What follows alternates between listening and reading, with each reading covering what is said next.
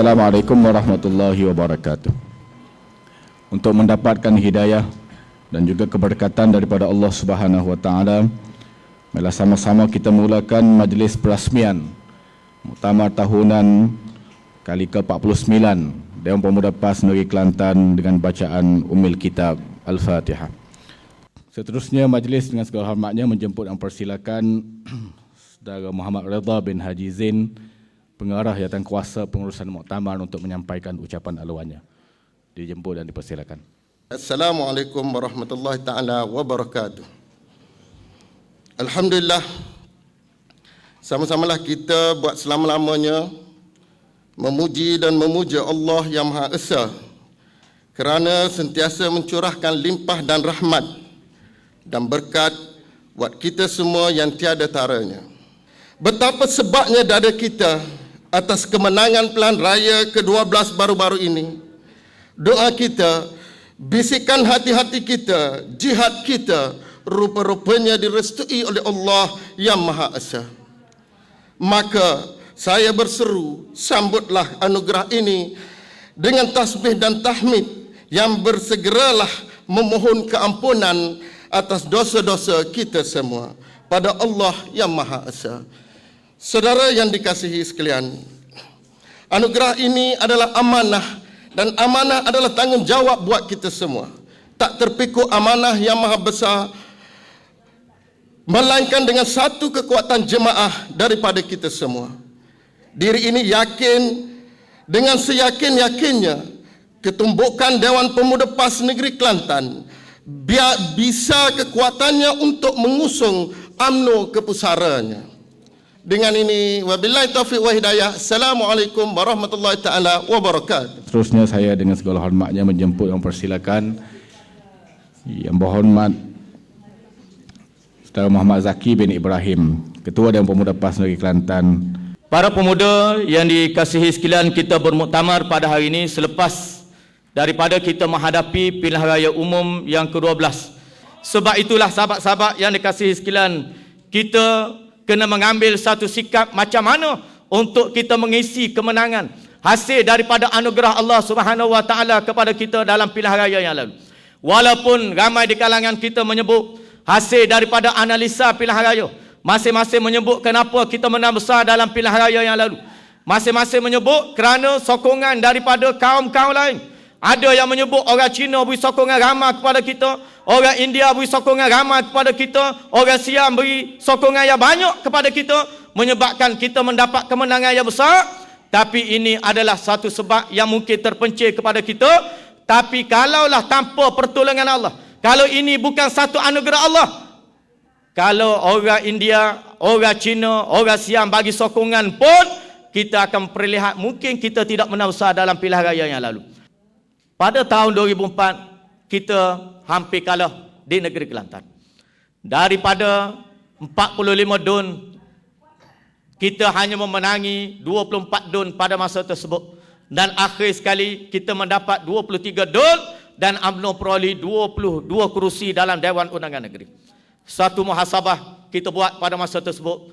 Postmortem di semua peringkat kita buat pada masa tersebut.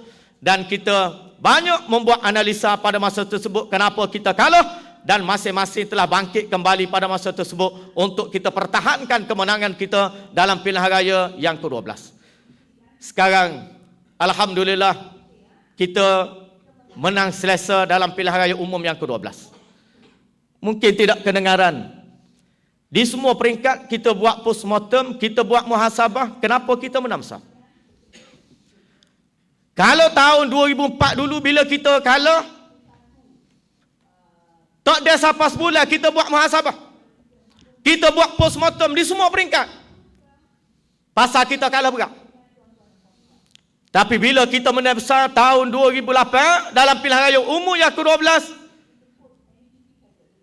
di kalangan kita mungkin kita lupa untuk buat postmortem, kita buat muhasabah terhadap apa yang berlaku dalam pilihan raya umum yang ke-12. Dan insya-Allah kita pemuda, kita kena mengambil sikap, walaupun kita menang, kita kena melakukan muhasabah terhadap beberapa perkara yang mungkin boleh menambah baik lagi perjuangan kita untuk masa-masa yang akan datang, dan kesilapan kita yang berlaku pada tahun 2008 dalam pilihan raya umum yang ke-12 insya-Allah tidak akan berlaku lagi pada masa-masa yang akan datang. Di antara masalah yang kita hadapi sekarang ini ialah macam mana gejala sosial yang berlaku dalam negeri kita.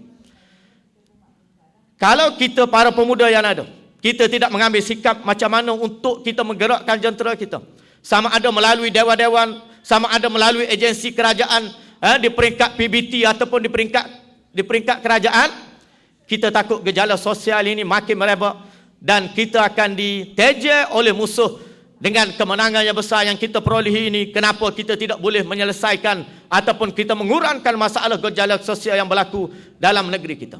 Satu fenomena yang perlu kita lihat secara terbuka dan tidak boleh kita nafikan bahawa inilah di antara agenda yang kerajaan negeri dan juga di kalangan pimpinan kita kena letakkan satu prioriti keutamaan untuk kita melaksanakan kerja dalam menggerak ataupun mengisi kemenangan ini untuk sama-sama kita selesaikan masalah gejala sosial yang berlaku dalam negeri kita.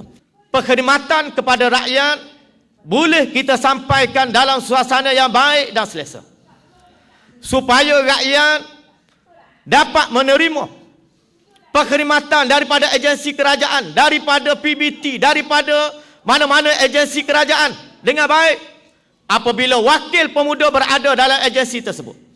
Jangan wujudnya kita dalam majlis-majlis daerah, majlis perbandaran tidak dirasai oleh rakyat, ataupun rakyat tak boleh nak tupai, ataupun rakyat tidak boleh menerima perkhidmatan yang terbaik. Kita bergerak seolah-olah kita juga sama dengan pegawai-pegawai kerajaan yang sentiasa mencari ruang untuk memburukkan kepimpinan kerajaan.